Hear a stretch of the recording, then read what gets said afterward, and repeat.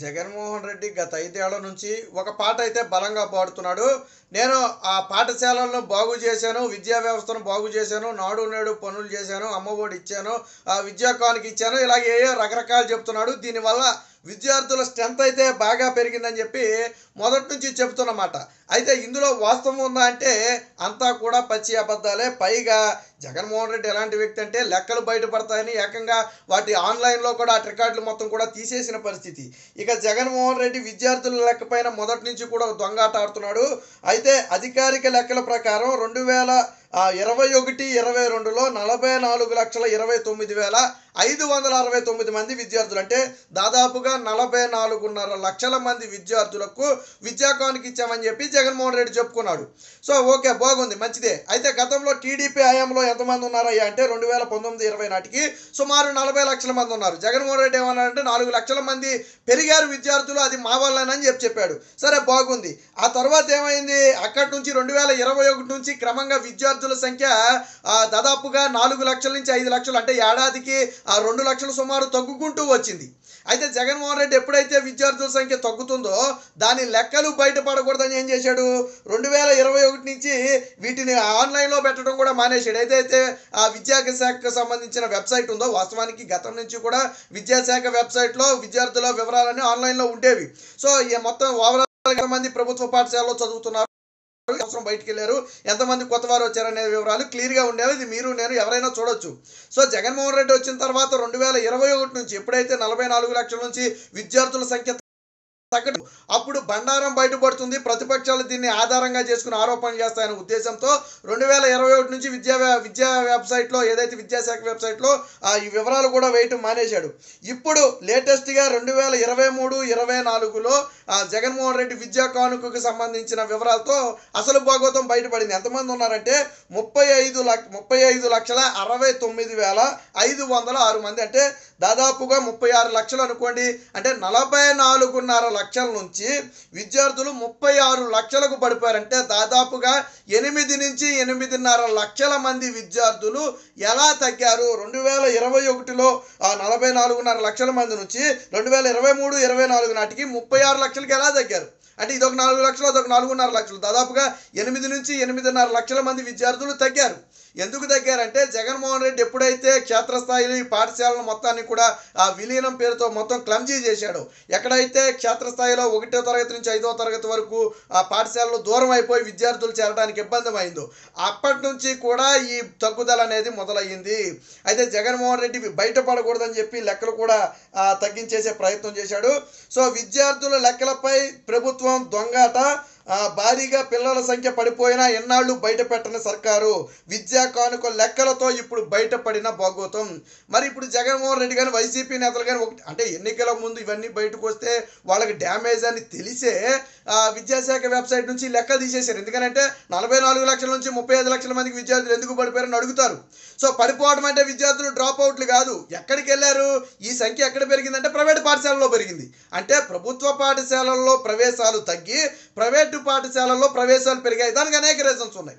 జగన్మోహన్ రెడ్డి నాడు నేడు రంగులే ఎంత డమబుషు, ఒకవేళ ఎక్కడైనా రంగులేసి కింద టైల్స్ వేసి ఉండొచ్చు.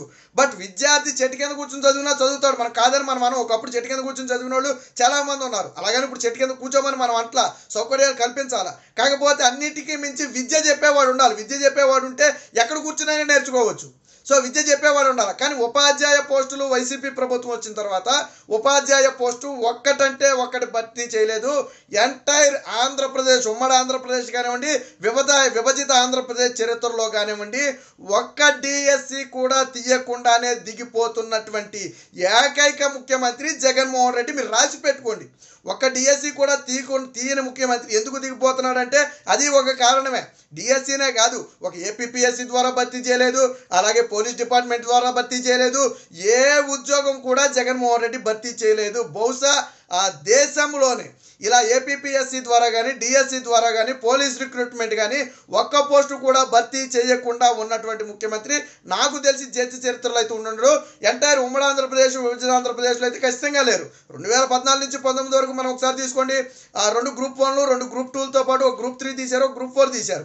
అలాగే 2 డిఎస్సీలు తీశారు, 2 పోలీస్ కానిస్టేబుల్ రిక్రూట్మెంట్లు తీశారు. దానికి సంబంధించి ఇరిగేషన్ డిపార్ట్మెంట్లో దాదాపు 250 ఇంజనీర్ పోస్టులు పోలవరం కోసం తీశారు. ఇది కాకుండా ఫారెస్ట్ డిపార్ట్మెంట్లో పోస్టులు తీశారు. అలాగే హెల్త్ డిపార్ట్మెంట్లో పోస్టులు తీశారు. ఒకటి కాదు 2 కాదు. అప్పుడు కోచింగ్ ఇన్స్టిట్యూట్లన్నీ కళకళకళలాడుతుండేవి. ఈ 5 ఏళ్లలో జగన్ వచ్చిన మొదటి ఏడాది మాత్రం ఏమైనా పోస్టులు ఇస్తాడేమోనని చెప్పి ఒక ఏడాది మాత్రం కోచింగ్ ఇన్స్టిట్యూట్లో జనం ఉన్నారు తప్ప స్టిల్ ఆ రోజు నుంచి ఈ రోజు వరకు కూడా ఒక్కరు కూడా ఆ కోచింగ్ ఇన్స్టిట్యూట్లకి వెళ్ళవన్నీ మూతపడిపోయినాయి.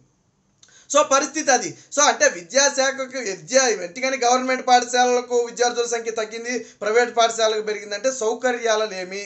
జగన్ చెబుతున్నట్టు ఏదో అమ్మఒడి 15,000 ఇచ్చినంత మాత్రాన పిల్లల భవిష్యత్తుని ఎవరు కూడా నాశనం చేయరు. సరైన విద్యను అందించే ఉపాధ్యాయులు అక్కడ లేనప్పుడు, పాఠశాలలో అందుబాటులో లేనప్పుడు ఏ తల్లిదండ్రులు మాత్రం ప్రైవేట్ పాఠశాలకు పంపాలని కోరుకోరు. సో కాబట్టి విద్యా వ్యవస్థను జగన్మోహన్ రెడ్డి బాగు చేయాల, దివాళా తీయించాడు. లేదు బాగు చేసేవాడు అనేవాళ్ళు ఎవరైనా ఉంటే ఈ ప్రశ్నకు సమాధానం చెప్పాలా. 2021-22లో 44.5 లక్షల మంది ఉన్నటువంటి విద్యార్థులు ఈ రోజు జగన్మోహన్ రెడ్డి విద్యా కానుక ఆధారంగా చెప్పినటువంటి లెక్కలు 35,69,000 మంది, 36 లక్షల మంది. మరి దాదాపు 8.5 లక్షల మంది విద్యార్థులు ఎందుకు తగ్గారు? ఎందుకు ప్రైవేటు పాఠశాలలో ప్రవేశాలు పెరిగాయి అంటే జగన్మోహన్ రెడ్డి ఇస్తున్నటువంటి విద్యా కానుకకు గానో లేకపోతే ఏదో అమ్మఒడి కాసిపడో విద్యార్థులు రావటం లేదు. అన్నిటికీ మించి సౌకర్యాల లేమి వల్ల విద్యార్థుల సంఖ్య పూర్తిగా తగ్గిపోయింది. టీడీపీ హయాంతో పోల్చుకున్న టీడీపీ హయాంలో 40 లక్షలు ఉన్నారు, ఒప్పుకోవాలి. అది జగన్మోహన్ రెడ్డి దిగిపోయే నాటికి దాదాపుగా 30,000 మంది ఉన్నారు. అంటే దాదాపు నియర్లీ 40 లక్షలు అనుకోండి. కానీ ఈరోజు ఆ 40 లక్షలు కూడా జగన్మోహన్ రెడ్డి నిలబెట్ల 36 లక్షలకు పడిపోయాడు. 36 లక్షలకి 35.5 లక్షలకు పడిపోయాడు. అలా చూసుకున్నా కానీ టీడీపీ హయాంతో చూసుకున్నా కానీ దాదాపుగా ఒక 4.5 నుంచి 5 లక్షల మంది విద్యార్థులు తగ్గింది. ఓవరాల్గా 2021తో కానీ లెక్కలతో కానీ మనం చూసుకుంటే 8.5 లక్షల మంది విద్యార్థులు తగ్గారు. ఎందుకు తగ్గారు? గతంలో బొత్స సత్యనారాయణ కూడా ఉన్నాడు. విద్యార్థుల సంఖ్య తగ్గుతున్న మాట వాస్తవమేనని చెప్పి బొత్స సత్యనారాయణ ఒక విలేకరు అడిగిన ప్రశ్నకు ఒప్పుకున్నాడు. దానికి చాలా కారణాలు ఉంటాయి, మనం ఏం చేస్తాం, బలవంతం చేస్తామని చెప్పి మళ్ళీ రివర్స్ కౌంటర్ వేశాడు. అంటే పెరిగితేనేమో మా గొప్ప అని చెప్పుకుంటారు. 40 లక్షల నుంచి 44 లక్షలకి వెళ్తే మా అమ్మఒడి, నాడు నేడు, జగన్మోహన్ రెడ్డి చేసిన అభివృద్ధి పెరిగింది అన్నారు. ఎందుకు తగ్గారయ్యా అంటే దానికి చాలా కారణాలు ఉంటాయి, మేమేం చెప్తామంటున్నారు. అంటే వైసీపీకి 2 నాలుకల ధోరణి అనేది అందరికీ తెలిసిన విషయమే.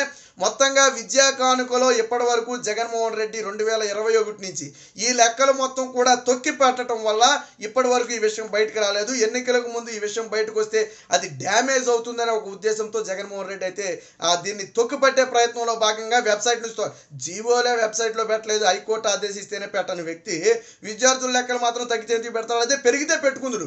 కానీ తగ్గటం వల్ల ఏమవుద్ది? జగన్మోహన్ రెడ్డికి డ్యామేజ్ అవుద్ది. ప్రతిసారి సాగదీస్తాడు కదా విద్యార్థులు. మేనమామను నేను మేనమామను, ఏం మేనమామను? 8 లక్షల మంది ఎందుకు తగ్గారో చెప్పు. నువ్వు నిజంగా మేలు చేసిన మేనమామం అయితే 8 లక్షల మంది విద్యార్థులు నీకు దండం పెట్టి ప్రైవేటు పాఠశాలలకు ఎందుకు వెళ్ళిపోయారు? ప్రైవేటు పాఠశాలలు, ప్రభుత్వ పాఠశాలలు మాకు వద్దని చెప్పి ఎందుకు దూరం అయ్యారు? అంటే జగన్మోహన్ రెడ్డి విధి విధానాల వల్ల పాఠశాలలు విధ్వంసం చెందాయి, విద్యార్థులు తీవ్ర ఇబ్బందులు పడ్డారనేది జగమెరిగిన సత్యం. మధ్యాహ్న భోజనం కూడా అత్యంత అధ్వానంగా ఉండి కొన్ని పాఠశాలలో 90% మంది బాక్సులు ఇళ్లకాడి నుంచి తెచ్చుకుంటున్నటువంటి ఘటనలు కూడా ఉన్నాయి. సో విద్యా వ్యవస్థ ఆ స్థాయిలో భ్రష్టు పట్టింది కాబట్టి ఈరోజు విద్యార్థులందరూ కూడా ప్రైవేటు పాఠశాలకు క్యూ కట్టారు.